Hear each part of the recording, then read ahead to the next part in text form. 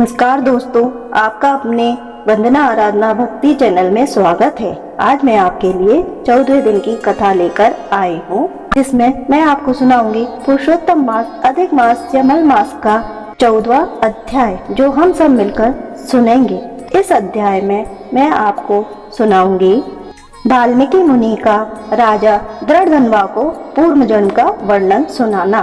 पुरुषोत्तम मास अधिक मास मल मास कथा अध्याय 14वें दिन की कथा को अब आप और हम मिलकर सब श्रवण करेंगे। तो चलिए शुरू करते हैं। पुरुषोत्तम मास महात्मा कथा अध्याय 14। अधिक मास कथा अध्याय 14। श्री नारायण जी बोले, इसके बाद चिंता से आतुर राजा दृढ़धनवा के घर वाल्मीकि मुनि आए, जिन्होंने परम अद्भुत तथा सुंदर रामचंद्र जी का चरित्र वर्णन किया है। राजा दृढ़धनवा ने दूर से ही वाल्मीकि मुनि को आते हुए देखकर घबराहट के साथ जल्दी से उठकर भक्ति युक्त होकर उनके चरणों में दंडवत प्रणाम किया।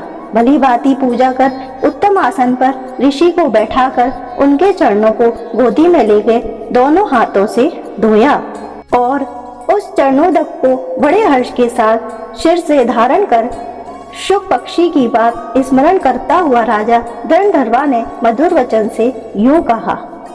दृढ़धनवा बोला, हे भगवान, इस समय मैं कृतज्ञ भाग्यवान हूँ, मेरा जन्म सफल हुआ। हे प्रभु, आज मेरा मनोरथ पूर्ण हुआ है। आज आपके प्रत्यक्ष दर्शन से शास्त्रादिकों के यथार्थ अर्थ का ज्ञान सफल हुआ है। हे जगत के पावन करने वाले, आज मैं अपने भाग्य का क्या वर्णन करूं? श्री नारायण बोले। इस तरह वाल्मीकि मुनि को कहकर वह राजा मौन हो गए। बाद में वाल्मीकि मुनि उस राजा को विनय युक्त देखकर बड़े प्रसन्न हुए और जनता को आनंदित करते हुए बोले। वाल्मीकि मुनि बोले, हे नृपश्रेष्ठ, ठीक है, तुम में उक्त प्रकार की सब बातों का होना संभव है। हे राजा, तुम चिंता से आतुर क्यों हो? सो सब मन की बातें कहो। ऐसा मालूम पड़ता है कि तुम्हारी कुछ कहने की इच्छा है, इसलिए हे महामते उसे कहो। राजा दृढ़धनवा बोला, आपके चरण कमल की कृपा से हमेशा सुख है, परंतु हे विद्वान, हमारे हृदय में एक बड़ा संदेह है। वन में होने वाले शुक पक्षी के मुख से निकले हुए बाण के समान उस वचन को दूर करें। किसी समय में शिकार खेलने के लिए गहन वन में निकल गया।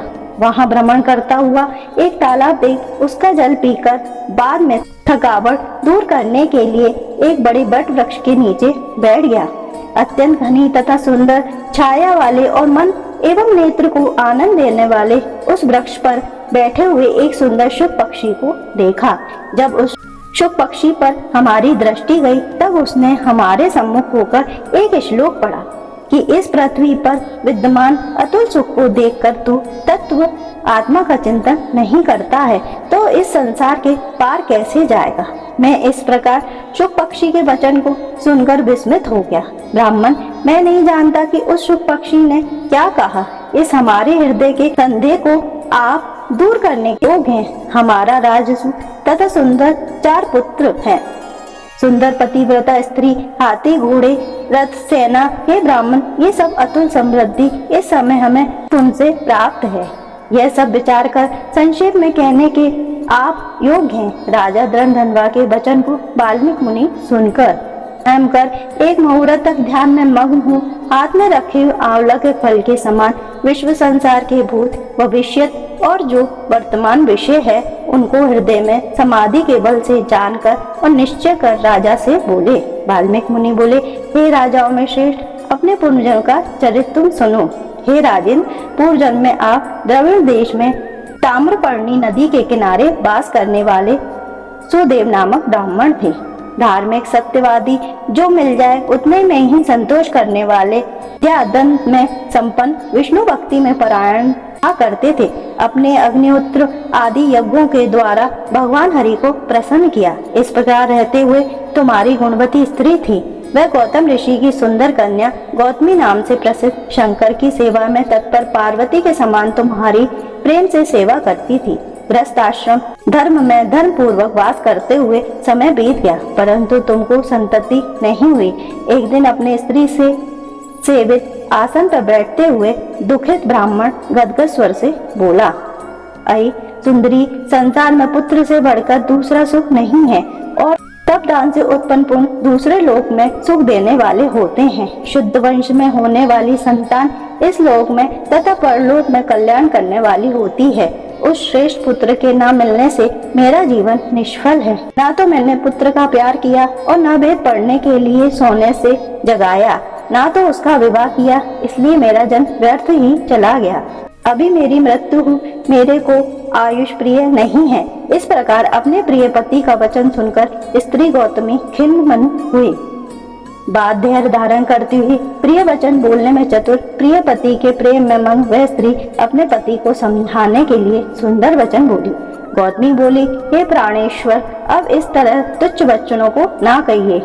आपके सामने भगवत भक्त विद्वान लोग मुंह को प्राप्त नहीं होते हैं। हे विभो, आप सत्य धर्म में तत्पर रहने वाले हो, आपने स्वर्ग को जीत लिया है। हे सुव्रत अर्थात हे सुंदर व्रत करने वाले, आप जैसे ज्ञानी को पुत्र से सुख की प्राप्ति कैसी अर्थात ज्ञान पुरुष पुत्रों से होने वाले सुख की इच्छा नहीं करते। हे ब्राह्मण, पहले चित्रकेतु नामक राजा पुत्र शोक से संतप्त हुए तथा नारद और अंगिरा ऋषि के आने पर पुत्र शोक से मुक्त हो गए, संसार से उद्धार को प्राप्त हुए। इसी प्रकार राजा अंग नामक दुष्ट पुत्र के कारण रात्रि के समय वन को चला गया। इसी तरह हे स्वामी, आपको भी संतति दुख देने वाली होगी। फिर भी हे तपोधन, यदि आपको सत्पुत्र की लालसा है तो प्रसन्नता से जगत के नाम समस्त अर्थों के दाता हरि भगवान की आराधना करें। हे ब्राह्मण, पहले शंकराचार्य करदम ऋषि ने जिनकी आराधना कर पुत्र को प्राप्त किया, जो कि पुत्र योगियों में श्रेष्ठ कपिल देव नाम से प्रसिद्ध हुए।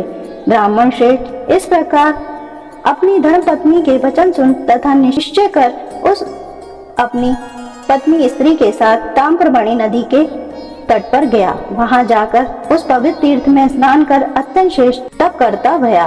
5 दिन के बाद सूखे पत्ते तथा जल का आहार करता था। इस प्रकार तप करते हुए तपोनिधि सुदेव ब्राह्मण को 4000 वर्ष व्यतीत हो गए। हे ब्राह्मण, उसके इस तपस्या से तीनों लोग कांप उठा।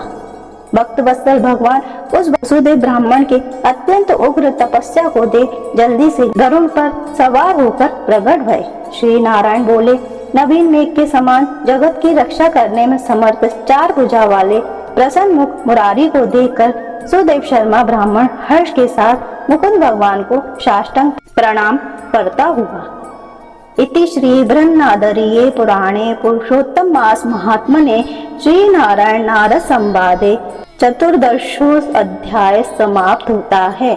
इसी के साथ अधिक मास मल मास कथा अध्याय 14 का समापन होता है। तो दोस्तों, आपने अभी तक मेरे चैनल को सब्सक्राइब नहीं किया है तो मेरे चैनल को जरूर सब्सक्राइब करें और बेल आइकन को दबाएं। अब मैं आपसे कल मिलूंगी। तो दोस्तों, कल हम सब मिलकर श्रवण करेंगे पुरुषोत्तम मास कथा अध्याय 15वां। ओम नमो भगवते वासुदेवाय। धन्यवाद दोस्तों।